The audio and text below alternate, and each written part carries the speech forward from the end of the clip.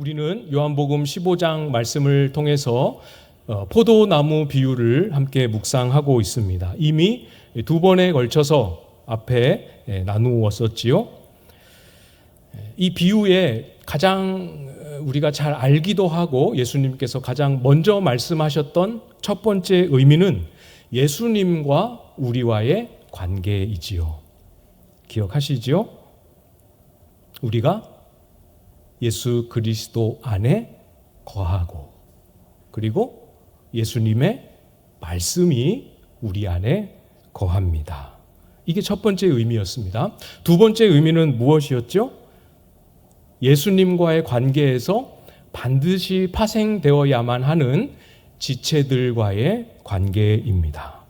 그래서 그리스도의 말씀이 우리 안에 거하게 될 때 우리는 내가 너희를 사랑한 것 같이 너희도 서로 사랑하라 하신 그 말씀을 지키고 순종하는 삶을 살게 되지요. 오늘은 거기에 이어서 세 번째 시간이자 포도나무 비유 15장의 마지막 시간입니다. 오늘은 세상과의 관계, 성도와 세상과의 관계입니다. 그리스도 안에 거하는 사람들은 세상과 교회 밖에 존재하는 세상과 어떤 관계를 맺는가? 18절 말씀을 우리 보시면 세상이 너희를 미워하면 너희보다 먼저 나를 미워한 줄을 알라. 세상과의 관계에 대해서 뭐라고 말씀하십니까? 세상이 너희를 미워한다 말씀하십니다. 그렇습니다. 그리스도 안에 거하는 자가 세상과 맺고 세상과 경험하는 관계의 첫 번째는 미움을 받는 일입니다.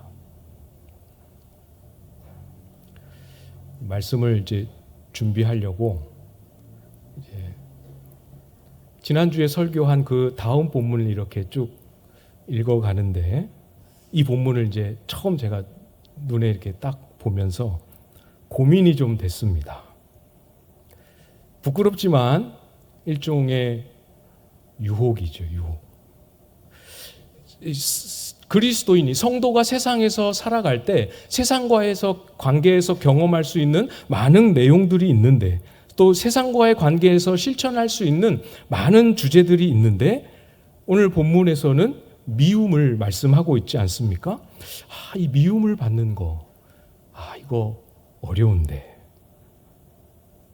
아마도 제 생각에는 아마도 우리 성도님들 가운데에는 아직 신앙을 시작한 지 얼마 안 되셨거나 기독교 신앙을 잘 모르거나 또 아직 신앙이 충분히 무르익지 않아서 세상으로부터 미움을 받는다라고 할 때 되게 어렵게 받거나 받기 힘든 분들도 있으실 텐데 하는 생각이 들면서 이 본문 넘어갈까?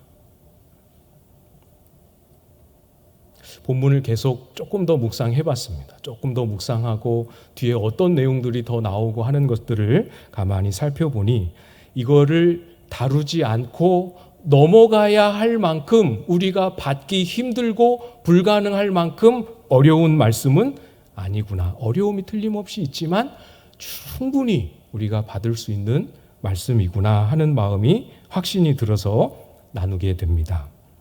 성도가 세상과의 관계를 경험하게 될 때 여러 다른 많은 주제들이 있지만 예수님은 처음으로 첫 번째 주제로 미움을 말씀하셨습니다. 미움을 받는다 말씀하셨습니다. 왜 미움을 받는다 하십니까? 18절 우리가 보았던 하반절에 보면 너희보다 먼저 나를 미워한 줄을 알라. 세상이 예수님을 미워하기 때문입니다. 먼저 예수님을 미워합니다. 그렇기 때문에 예수 그리스도 안에 거하는 우리에게까지 세상이 예수님을 향하였던 그 미움의 영향이 우리에게까지 다가오게 됩니다. 그래서 같은 주제이지만 그 안에 담긴 의미를 조금 더 밝히셔서 19절에서 이렇게 말씀하시지요. 너희가 세상에 속하였으면 세상이 자기의 것을 사랑할 것이나 너희는 세상에 속한 자가 아니요 도리어 내가 너희를 세상에서 택하였기 때문에 세상이 너희를 미워하느니라. 우리가 세상에서 세상과의 관계에서 경험하는 일들은 우리가 누구에게 속했는지, 우리의 신분이 무엇이며 우리의 소속이 어디인지를 그대로 보여줍니다.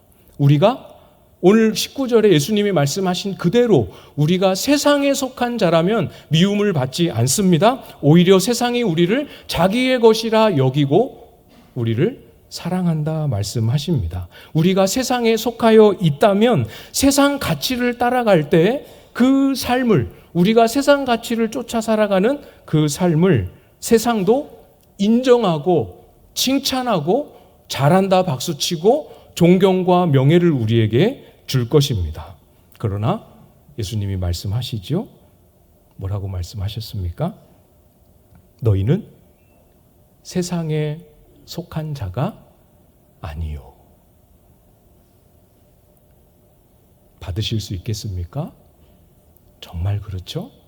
우리는 세상에 속한 자가 아닙니다.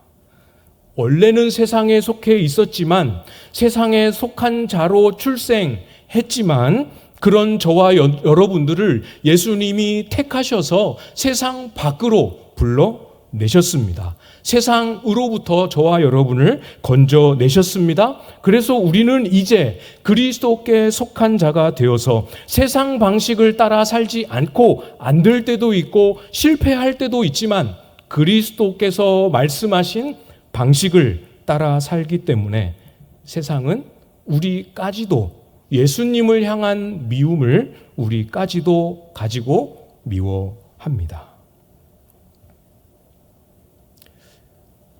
우리를 미워하는 세상, 이것은 이렇게까지만 우리가 묵상하면 막연하게 우리가 교회 밖에서 그리스도인들을 박해하고 핍박하는 사람들 이렇게 떠올리기 쉽지요? 맞습니다. 그 의미를 뒤에 가서 우리가 같이 묵상하게 될 텐데 밖에도 있지만 그리스도께 속한 우리를 미워하는 세상은 저와 여러분 속에도 우리의 육체에도 습관 속에도 존재합니다.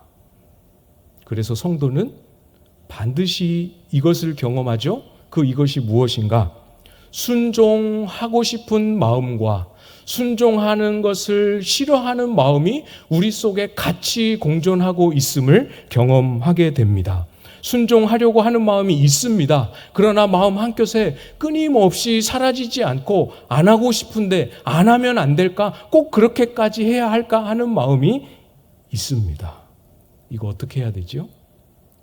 어떻게 다뤄야 됩니까? 내 안에 순종하기 싫은 마음이 있는 거 보니까 나는 틀렸구나, 나는 아니구나 이렇게 생각해야 되겠습니까? 그거는 모든 그리스도인들이 다 연약하기 때문에 어쩔 수 없는 거야 하고 넘어가야 하겠습니까? 어떻게 다뤄야 하죠? 성경은 우리 속에 존재하고 있는 우리를 미워하는 세상을 우리도 같이 미워하라 말씀합니다. 우리 속에 존재하는 세상입니다. 로마서 12장 9절 말씀에 이렇게 말씀하셨지요. 사랑에는 거짓이 없나니 악을 미워하고 선에 속하라. 내가 예수께 속한 자임을 알고 그 사실을 아주 굳게 붙들고 악을 미워하는 마음, 미워하는 행동으로 표현하고 선언하십시오. 악은 그 모양이라도 버리십시오. 죄를 미워하는 마음을 품으십시오. 내가 예수께 속한 자로 살아가는 주님의 가르침입니다. 내 속에 세상의 가치, 세상처럼 살고 싶고 세상의 욕망이 그대로 남아 있다라고 해서 내가 세상에 속한 자가 되는 것은 아닙니다. 내가 누구 안에 있는지, 나는 누구를 따르는 자인지, 나의 소속이 어디인지 여러분이 알고 믿는 대로 여러분의 말로 여러분의 마음을 향하여 선포하십시오. 나는 그럼에도 불구하고 예수께 속한 자이다. 말로 선포할 뿐만 아니라 여러분의 행동으로 보이십시오. 예수께 속한 자의 삶의 한 걸음 한 걸음을 실패할지라도 실천하십시오. 성령 하나님께서 그 걸음, 그 목소리, 그 증거에 함께 하시고 도우신다 약속하십니다. 오늘 본문 맨 마지막 26절, 27절에 말씀하셨지요. 내가 아버지께로부터 너희에게 보낼 보혜사, 곧 아버지께로부터 나오시는 진리의 성령이 오실 때에 그가 나를 증언하실 것이요 너희도 처음부터 나와 함께 있었으므로 증언하느니라. 내가 예수께 속해 있고 예수 그리스도의 말씀이 내 안에 머물고 계심을 증언하십시오. 성령께서도 그 증언에 함께 하시고 도우신다 약속하셨습니다. 이렇게 말씀을 묵상해 보면 여러분, 복음은 예수님을 안 믿는 사람들에게도 당연히 전해야 하지만 예수님을 믿고 있는 우리의 삶의 여정 중에 자주 예수께 속한 자임을 잊어버리고 넘어지는 그런 우리 자신에게도 복음은 선포되어야 합니다. 세상 욕망에 넘어질 때 여러분 자신을 향하여 선포하십시오. 예수께서 나를 위하여 내가 예수께 속하여 있을 수 있도록 행하신 일이 무엇인지를 선포하십시오. 그 일을 붙잡고 예수께 속한 자임을 스스로 선언하시고 돌이켜 하나님 앞에 일어나십시오. 예수 안에 있는 자들을 미워하는 세상, 우리 속에 있는 부분을 함께 나누었지요. 우리 밖에, 교회 밖에도 있습니다. 20절 말씀이지요. 20절 말씀을 여러분이 한번 읽어주시겠습니다. 20절 시작.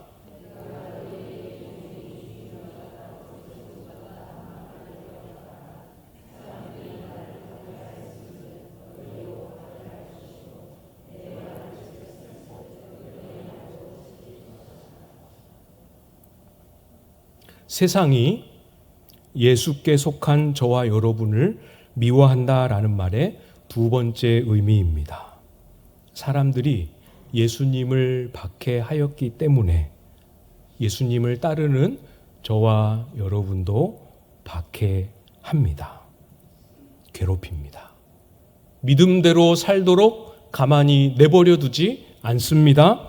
조롱합니다. 비난합니다. 위협합니다. 두려워 떨게 하고 그 다음 걸음으로 여전히 하나님의 부르심을 따르는 걸음을 내딛지 못하도록 멈추도록 우리를 위축되게 만듭니다. 근데 주님이 뭐라고 말씀하셨습니까? 그 앞에 종이 주인보다 더 크지 못하다 하신 말씀을 기억하라 말씀하셨습니다. 무슨 뜻일까요? 종이 주인보다 더 크지 못하다. 세상이 우리의 주인이신 예수님도 미워하고 박해하였습니다. 그러면 그의 종으로 그분을 따라 살아가는 우리는 오죽하겠습니까? 그렇죠? 그걸 말씀하시는 겁니다. 그런데 저를 포함하여 오늘날의 교회는 이상하게 주인이신 예수님보다 더 큰 자처럼 살아가려고 합니다. 주인이신 예수님보다 종인 우리가 더 크지 못하다 말씀하셨는데 마치 우리가 더 큰 자인 것처럼 살아가려고 합니다. 이게 무슨 뜻입니까? 주인이신 예수님께서 받으신 박해와 고난이 종인 우리에게는 없어도 될 것처럼, 없이 살 수 있는 것처럼, 아니 없어야 되는 것처럼 여기고 그렇게 믿으려고 합니다. 예수님 안에 거하고 예수님을 따르고 있음에도 불구하고 예수님이 받으셨던 그 고난이 없어도 예수님을 잘 따르고 있는 것이다 여기고 그렇게 가르치고 또 그렇게 믿고 싶어 합니다. 정말 그렇습니까? 한국 교회 역사 안에 복음을 처음 가지고 이 땅에 발을 디뎠던 우리 귀한 선교사님들 그렇게 안 살았습니다.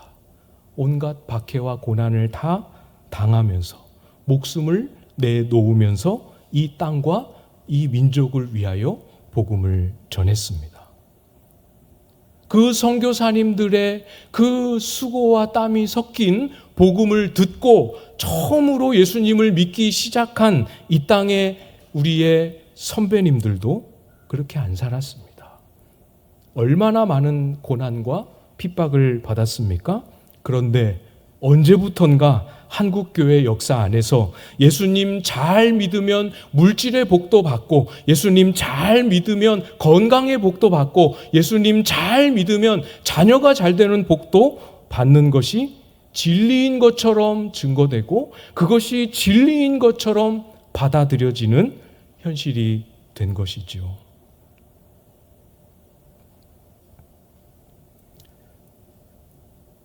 이렇게 말씀드리면 또 걱정이 됩니다. 저는 목회자로. 이렇게 말씀드리면 건강을 위해서, 물질을 위해서, 자녀 문제를 위해서 눈물 흘리며 기도하시는 분들이 또 마음에 짐을 느끼세요. 그런 문제로 기도하면 안 된다. 이걸 말씀드리는 게 아니라는 거 다시 한번 강조하여 말씀드립니다. 지난주에 새벽 예배와 수요 예배는 성경에 직접 말씀하시지 않았다 그래서 그거 들으실 때 새벽 예배, 수요 예배 안 가도 되는구나. 이렇게 마음에 안심하신 분들 있으십니까? 조금 더 이걸 풀었어야 하는데 하는 아쉬움과 미련이 제 마음에 남아서 주님께서 말씀하시지 않은 것도 그렇게 우리가 지키려고 하는데 주님이 직접 말씀하신 형제의 사랑의 계명은 우리가 목숨을 걸고 지키려고 하는 것이 마땅하지 않겠냐. 이걸 말씀드리는 맥락이었잖아요. 오늘도 똑같은 맥락입니다. 자녀 문제, 건강 문제, 경제적인 문제, 내 손에 내 능력 밖에 있는 문제를 위해서 하나님 앞에 기도하는 것 마땅히 기도해야지요. 울며 기도하고 주님 앞에 매달려야 합니다. 그렇지만 이 문제를 가지고, 이런 어려움을 가지고 주님 앞에 기도하는 일과 이런 어려움이 없어야 기독교 신앙이다, 이런 어려움을 예수님을 믿으면 다 없어진다, 이렇게 말하는 것과는 완전히 다른 것임을 여러분들이 잘 이해하실 수 있기를 부탁을 드립니다. 예수님 잘 믿고 건강하고 물질의 복도 받고 자녀도 잘 되는 것이 정말 복음이라면, 정말 진리라면 아까 말씀드렸던 것처럼 이 땅을 위해서, 이 척박한 나라를 위해서 복음을 들고 와서 생명의 피를 다 쏟고 그 생을 마감한 우리 순교하신 선교사님들은 예수님을 잘 못 믿은 걸까요? 기도를 제대로 못하신 분들입니까? 그렇지 않잖아요. 복음을 들고 이 땅을 위해서 헌신하겠다고 그 젊은 나이에 20대 때 복음을 들고 배를 타고 오다가 배에서 화재가 나서 이 땅을 밟아보지도 못하고 생명을 잃어버리신 선교사님도 있으십니다. 그 생명을 잃어버린 선교사님의 발걸음은 이 땅의 영혼들을 한 사람도 못 만났기 때문에 가치 없고 의미 없는 죽음이라고 말할 수 있겠습니까? 아니지요. 우리 하나님이 그런 분이 아니지요. 육체의 가시를 위하여 3번이나 기도했던 바울은 어떻습니까? 거절당했습니다. 평생토록 그 육체의 가시를 안고 살아가야 했습니다. 그런 바울은 예수님을 잘 못 믿었기 때문에 그런 아픔과 어려움을 안고 살아야 했습니까? 아니죠. 선교사님들 또 바울 이렇게 예를 드니까 너무 멀리 있는 예처럼 보이십니까? 멀리 가지 않아도 여러분 주변에도 있으십니다. 이 자리에, 아니 심지어는 이제는 이 자리에도 올 수 없어서 온라인으로 예배를 드리시는 분들 중에 예수님 잘 믿고 한평생 주와 주의 몸된 교회를 위하여 충성스럽게 잘 섬기셨던 우리의 선배님들도 아프시잖아요. 어려운 삶의 자리에 놓이시잖아요. 그분들이 예수님을 잘 못 믿어서가 아니라 그분들이 기도를 안 해서가 아니라는 것 여러분들이 저보다 더 잘 알고 계시지 않습니까?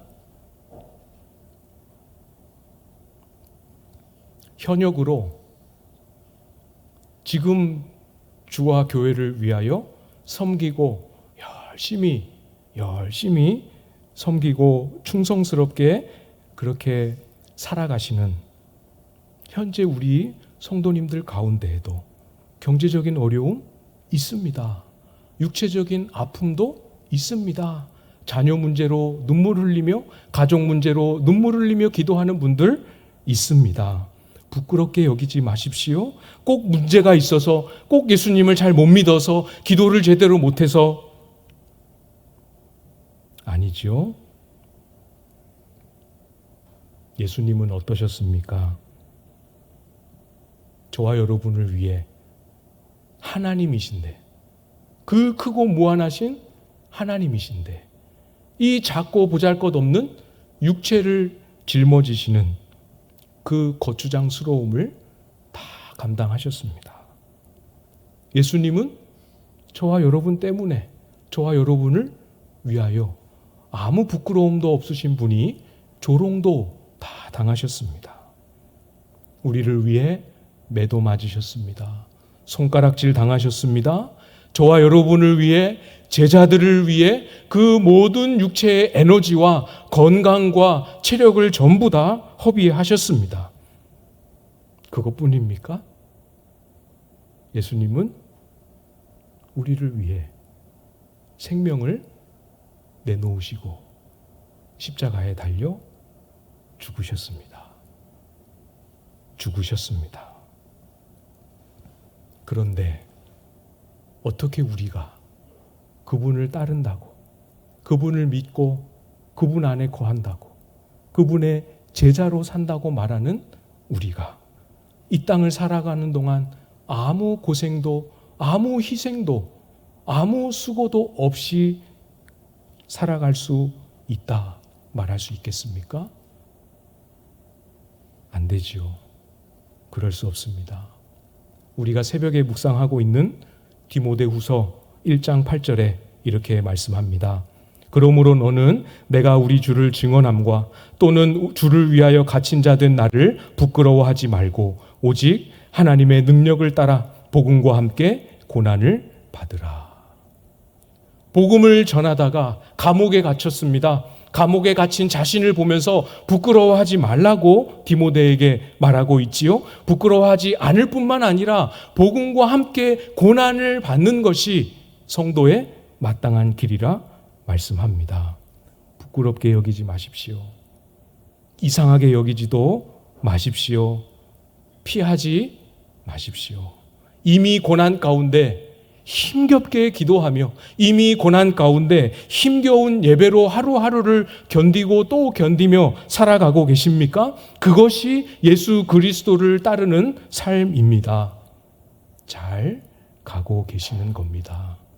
디모데후서 2장에서는 또 이렇게 말씀하셨습니다. 우리가 주와 함께 죽었으면 또한 함께 살 것이요 참으면 또한 함께 왕노릇 할 것이요.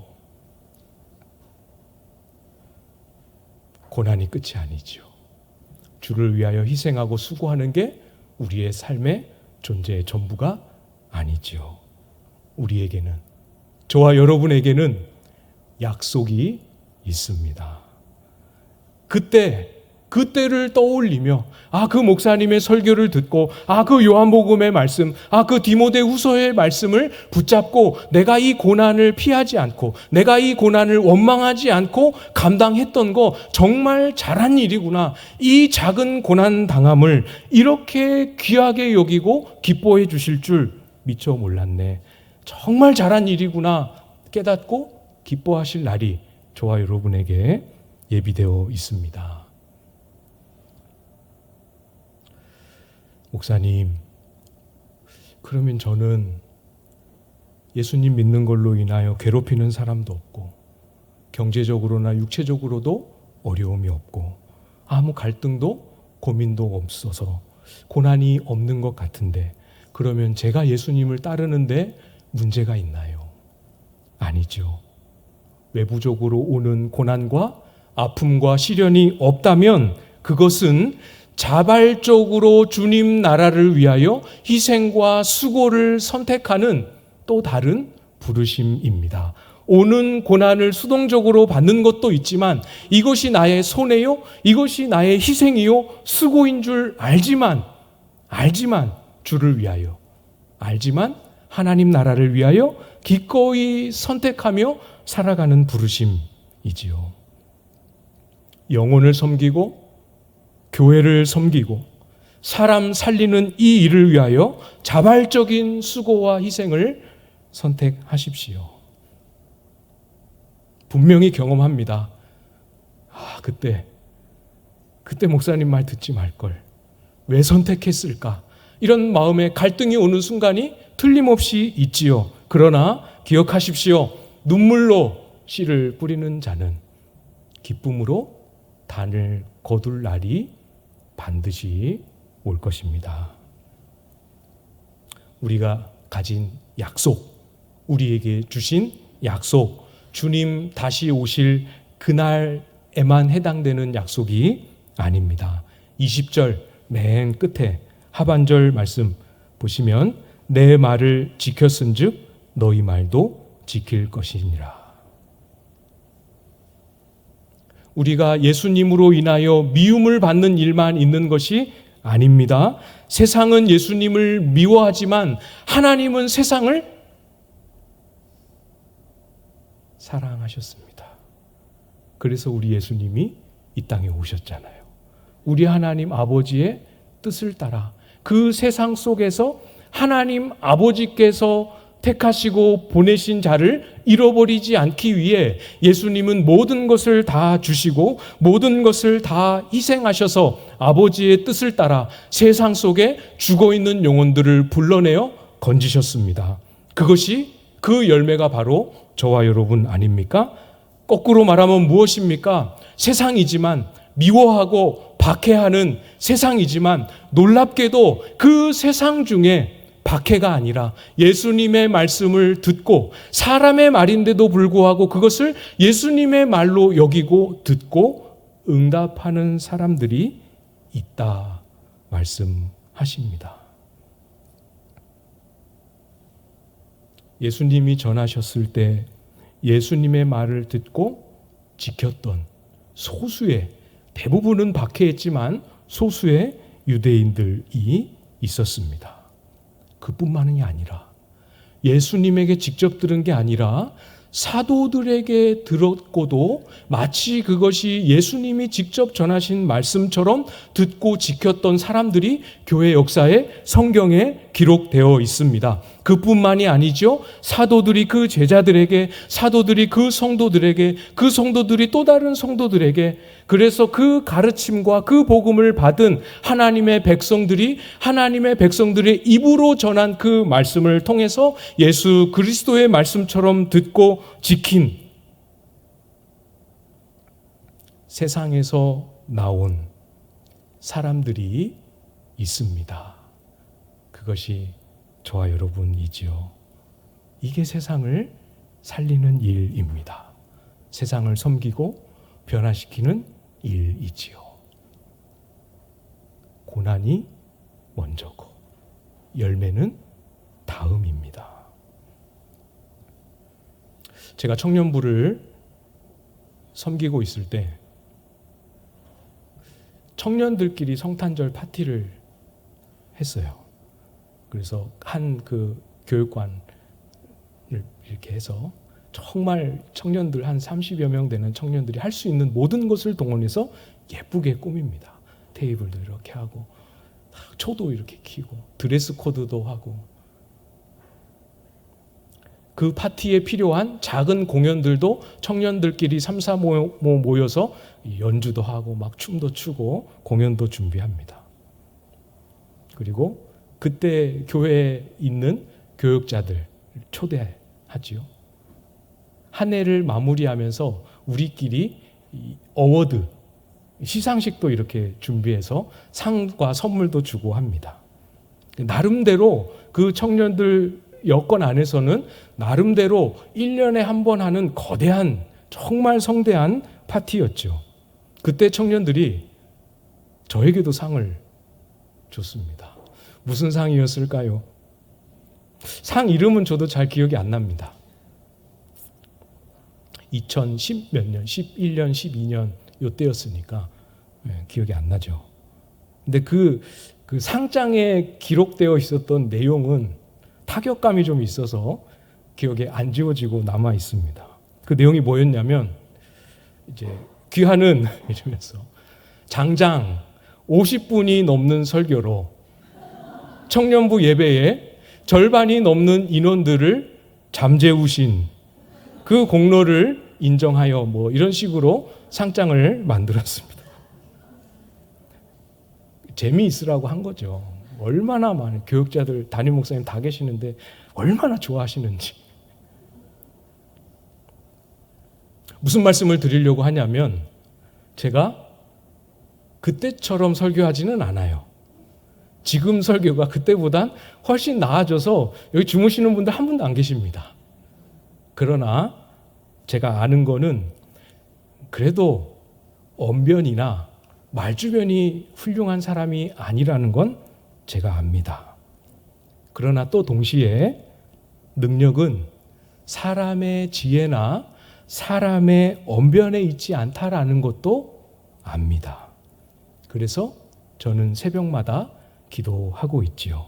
부족한 입술이지만 이 입술에서 전하여지는 이 말씀이 26절에 약속하신 대로 성령께서 각 사람의 심령에 예수 그리스도를 증언하시는 도구로 사용해 주시길 기도하고 있습니다.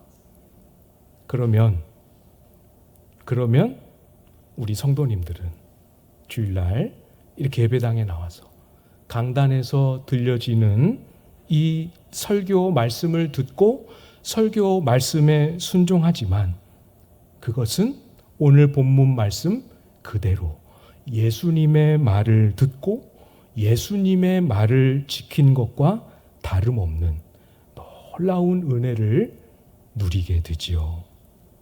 주 안에 사랑하는 성도 여러분, 주님이 우리를 택하셔서 세상에 속하여 있도록 두지 않으시고 우리를 세상에서 건져내기 위하여 어떤 일들을 하셨는지 여러분 놓치지 마십시오.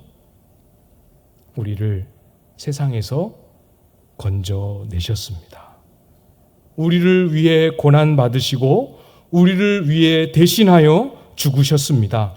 우리 하나님 아버지께서는 그 예수 그리스도를 죽은 자들 가운데서 다시 일으켜 살리셨습니다. 우리도 예수님이 가셨던 그 길처럼 예수님의 생애 동안 하나님 아버지께서 해주셨던 것과 똑같이 우리도 주를 따라 고난을 받지만 고난 후에 부활이 있고 고난 후에 영광이 있고 고난 후에 열매가 있음을 이 소망을 우리의 마음에 꺼뜨리지 않고 기억하고 붙들어서 기꺼이